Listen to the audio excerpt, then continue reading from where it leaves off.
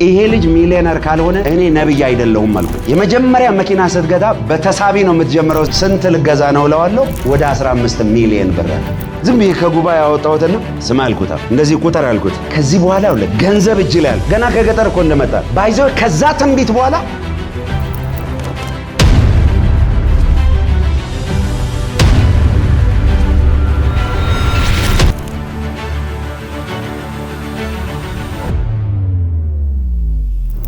ምረቱ ይባላል፣ ተሜ ይባላል፣ ኤልሱ ትባላለች፣ ራሄል ትባላለች። አንደኛው እህታቸው ደግሞ ሳውዝ አፍሪካ ልከናታል። እዛ አግብታ ሄዳለች። ሃሌሉያ አሜን። መንፈሳዊ ልጆቼ ናቸው። ቆይ እስቲ አንተ ወፍረህ እኮ በቃ ሸፈንከኝ እኮ እኛ ቸርች ምሬ ሲመጣ ሌላ ጊዜ በሰፊው ይመሰክርላችኋል። እሱ ቸርቻችን እኛ ቸርች ሲገባ ማለት ነው አስታውሳለሁ። ኤርገንዶ ጫማ አድርጎ ምስኪን የሆነ ልጅ ሲመጣ እንዳትቀመጥ ቀጥ ብለን አልኩት። ንስሐ አስገባው፣ ጸለይኩለት። ይሄ ልጅ ሚሊዮነር ካልሆነ እኔ ነብይ አይደለሁም አልኩኝ።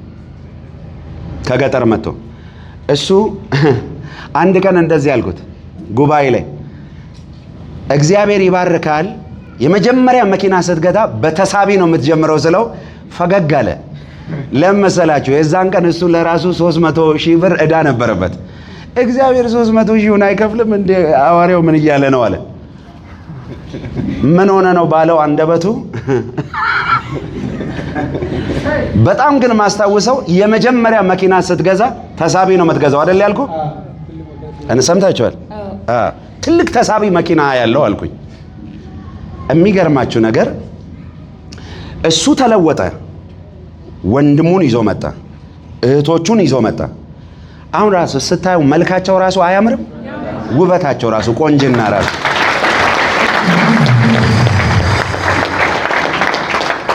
ምን አለኝ?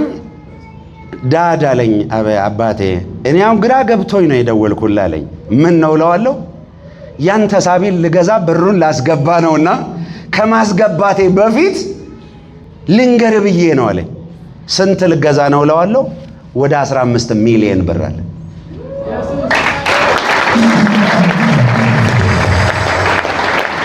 እዚህ ቤት ሰዎችን የሚባርክ ቅባት አለ የለም? አሁን ገፋ አድርገውና ቀጣዩ እኔ ነኝ በሉት። አጠገባቸው ነካ አድርገው ቀጣዩ ሚሊዮነር ቢሊዮነር እኔ ነኝ በሉት።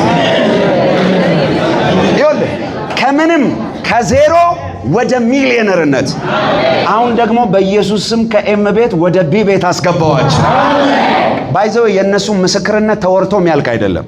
እኔ አሁን ዝም ብሎ ስለመጣልኝ ነው እንትን ምለው። አሁን ወደ ጉባኤ ግቡ። ሌላ ቀን በሰፊው ተመሰክራላችሁ። በደሙ ተሸፍናችኋል። ረጅም እድሜ፣ ጤና። ባይዘው ናስቲ በቅርቡ ለሱ እንዘምርለታለን።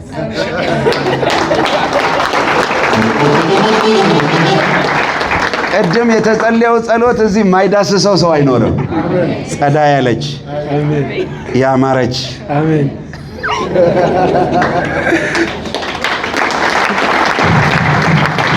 አንተንም የምትወድ ጌታን የምትፈራ የምትገዛ አሜን አሜን። ወዳለው ሌላ ጊዜ በሰፊው ተመሰክራላችሁ።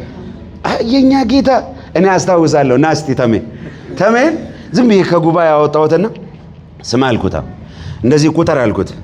ከዚህ በኋላ ገንዘብ እጅ ላይ አልኩት። ገና ከገጠር እኮ እንደመጣ ባይዘው ከዛ ትንቢት በኋላ ልጁ አይምሮ ተቀየረ።